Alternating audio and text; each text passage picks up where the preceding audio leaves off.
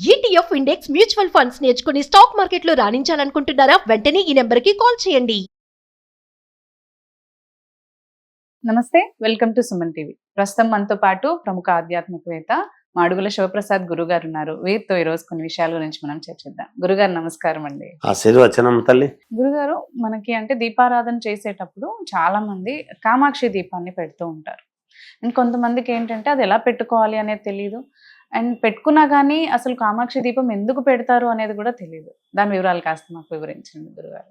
శ్రీ మహాగణాధిపతయే నమః. ఐం మహాసరస్వత్యే నమః. శ్రీ లలితాంబికాదేవియే నమః.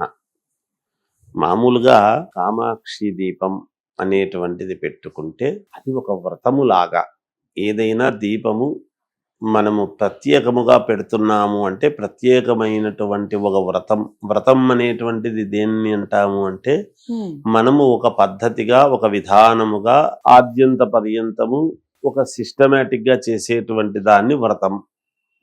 ఇక్కడ కామాక్షి దీపము పెట్టుకునేటువంటి విధానం సహజంగా అది కూడా ఒక రకంగా కామాక్షి, కనకదుర్గ, ఇంకొకటి ఏది చెప్పినా దీపలక్ష్మి. ఎక్కడికి పోయినా ఏం చేసినా మళ్ళీ ఆంతర్యం దాని యొక్క విధానం అదే. సరే, మనకు కామాక్షి దీపం పెట్టుకోవాలి అని అనుకునేటప్పటికీ కొంతమంది మామూలుగా ఒక ప్లేట్ ఏదైనా తీసుకొని లేదా మట్టి ప్రమిద లాంటిది తీసుకొని దాంట్లో ఉప్పు పోసి దాని మీద ఒక తమలపాకు పెట్టి దాని మీద దీపం పెట్టి ఆ దీపము దాంట్లో ఆవు నెయ్యి అనేటువంటిది పోసి 3 ఒత్తులు వేసి వెలిగించండి అనేటువంటి విధి విధానం. 3 ఒకటే చేసి చేయాలి. 3 ఒకటిగా చేసి అలా చేసి చేయటం అనేటువంటిది ఒక విధానం అని. ఈ ప్రమిద ఏదైతే ఉంటుందో మనము దీపము వెలిగించేటువంటి ప్రమిద ఉంటుంది, మట్టి ప్రమిద వెనకాల అంతా కూడా పసుపు పట్టించి కింది భాగం అంతా కూడా మిగతా విధానం అంతా అదే. ఈ మట్టి ప్రమిదకు కూడా పసుపు పట్టించి 3 ఒత్తులు వేసి మామూలుగా యథావిధిగా పెట్టడం అనేటువంటిది ఒక విధానం అని.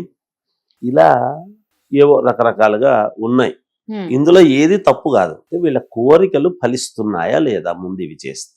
అంటే కొంతమంది ఇలా ఏమి కింద బియ్యం అవి వేయకుండా రెగ్యులర్ గా మనం పెట్టుకునే రోజువారీ దీపాలతో పాటు కింద ప్లేట్ వేసి పెట్టుకుంటూ ఉంటారు. అటోటి 2 పెడుతుంటారు, ఒక్కొక్కసారి ఒకటే పెడతారు, ఒకసారి అలా పెట్టుకోవచ్చు అంటారా? అసలు అదే నేను చెప్తున్నానమ్మా. దీపాలు పెట్టడంలో తప్పు లేదు, కానీ ఇక్కడ ఏమవుతున్నాయి అంటే ఇప్పుడు 2 దీపారాధన సెమ్మెలు ఇంట్లో ఉన్నప్పుడు దానికి మధ్యలో ఒక దీపారాధన అనేటువంటిది పెట్టుకోవడం అనేది జరుగుతూ ఉన్నది.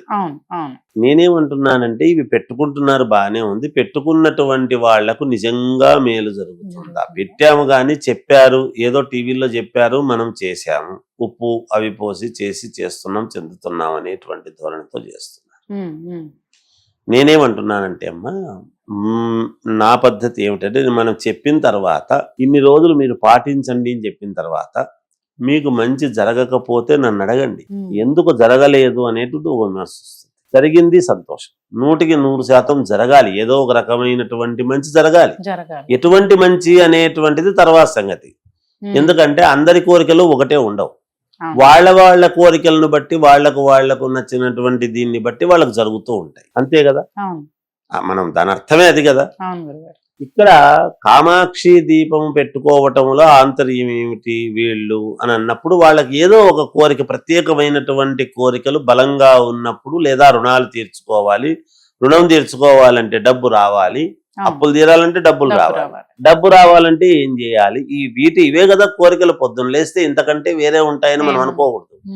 అనారోగ్యము, ఏదైనా కొంచెం దీర్ఘకాలికమైనటువంటి ఇబ్బందులు ఉన్నాయి, బయటికి చెప్పలేని ఉన్నాయి, ఇవి పోతే బాగుంటుంది అనేటువంటి భావనతో గాని ఇట్లాంటి వాటి మీద కొంచెం ఎక్కువగా ఆలోచనలు ఉంటాయి.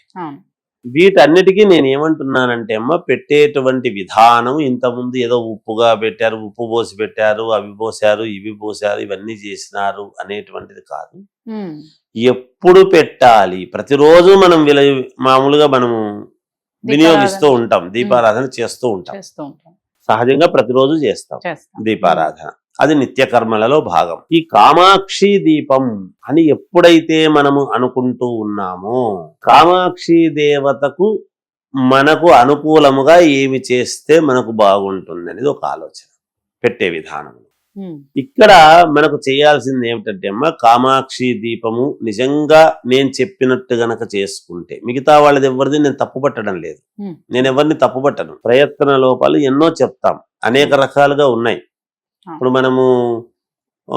మనం ఏదైనా ఊరికి వెళ్ళాలి అంటే, ఆర్టీసీ బస్ స్టాండ్కి వెళ్ళాలంటే ఎవరెవరు వాళ్ళ గమ్యం నుంచి అనేక రకాల చోట్ల నుంచి పోతారు. అందరూ ఒకటే చోట నుంచే పోరు, కానీ వాళ్ళ గమ్యం ఏమిటి? ఆర్టీసీ బస్ స్టాండ్ చేరటం. ఎవరికి తగిన మార్గాల్లో వాళ్ళు వెళ్ళి ఉంటారు. అలాగే ఎవరి తగిన మార్గాలు వాళ్ళు చెప్పారు. నేను చెప్పిన మార్గము ఒక్కసారి ప్రత్యేకంగా చూసుకుంటే 100% కాదు, 1,00,000% వాళ్లకు మేలు జరగడానికి అవకాశము ఉంది అని నేను దృఢంగా చెప్పగలుగుతాను. ఎందుకు ఈ మాట? ఏం చేస్తే మనకు మేలు జరుగుతుంది అనేటువంటి భావన ఉన్నప్పుడు, బయట చాలా చోట్ల జిల్లెడు ఆకులు దొరుకుతాయి, జిల్లెడాకులు ఉంటాయి. జిల్లెడాకు తీసుకొని వచ్చి ముందు దేవుడి దగ్గర కాస్త గంధముతో అలికిన తర్వాత దాని మీద జిల్లేడు ఆకు పెట్టి, ఆ ఆకు మీద మనము మట్టి ప్రమిదలోనే ముఖ్యం. నా దగ్గర వెండి సెమ్మె ఉంది గురువు గారు, ఇంకోటి ఉంది గారు, అవన్నీ అనవసరం. మట్టి ప్రమిద అనేటువంటిదే అవసరం. ఆ మట్టి ప్రమిదలో నెయ్యి పోసి 3 ఒత్తులు ఏకము చేసి, ఆ 3 ఒత్తులు ఏకము చేసిన తర్వాత 3 ఒత్తులకు మనం చేయాల్సింది ఏమిటి అంటే అమ్మ, కాస్త జిడ్డు చేసి పసుపు పచ్చని ఒత్తిగా చేయటం. పసుపు అద్దటం, పసుపు కలర్లు ఒత్తులు ఉండవు కదా, ఎర్రటి కలర్లు ఒత్తులు ఉండవు కదా.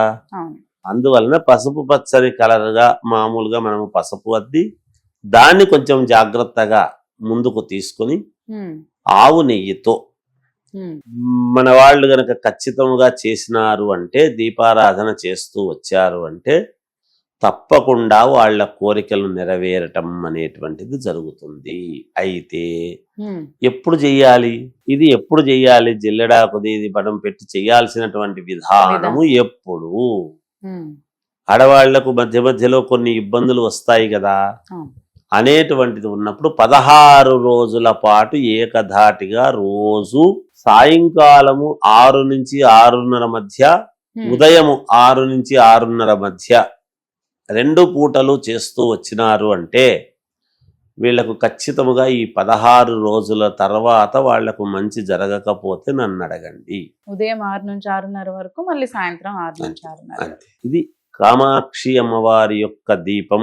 అప్పుడు కామాక్షి అమ్మవారి యొక్క అష్టోత్తరము, ఆ దీపము వెలిగించిన తర్వాత కామాక్షి అమ్మవారి ముందు గణపతిని తలుచుకొని కామాక్షి అమ్మవారిని అష్టోత్తరము గనక చేసుకున్నారు, ఊరికే చదువుకున్నారు అంటే, మననం చేసినారంటే పొద్దున సాయంకాలం చేస్తున్నారు అంటే, ఆ నామాలు తదేక దృష్టితో మధ్యలో మాట్లాడకుండా మౌనముగా గట్టిగా మైకులో అరిచినట్టు అరిచి, వీళ్ళు మన వాళ్ళు ఏం చేస్తారంటే, మనము మామూలుగా ఏదన్నా లక్ష్మీ అమ్మవారిదో ఇది చదువుతున్న ప్రకృతైన మహా వికృతైన మహాపాలు విజ్ఞా చూడండి అని ఇంకోటి చెప్తూ అట్లా కొంతమంది ఎవరు చేయరు, ఇప్పుడు అందరికీ తెలుసు.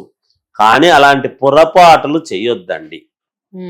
అది తీసుకురండి ఇది తీసుకురండి అని అనకుండా చేస్తున్నప్పుడే అన్ని కొంచెం దృష్టి ఒక అరగంట ఉంది అన్ని సర్దుకొని జాగ్రత్తగా, అక్కడ ఏం పెద్దగా లేదు కదా, అది మౌనముతో చదవటం, పెదవులు కూడా కదలకుండా కళ్ళతోనే చదవటం అనేటువంటిది చేస్తే 100% కాదు 1,00,000% మేలు జరుగుతుంది అని నేను చెప్తున్నాను తల్లి. ఇది పాటించండి, మీకే తెలుస్తుంది. గురుగారు, అదే చాలా మంది చాలా విధాలుగా పెడుతూ ఉంటారు, అసలు ఈ విధానం తెలియదు ఎవరికి కూడా.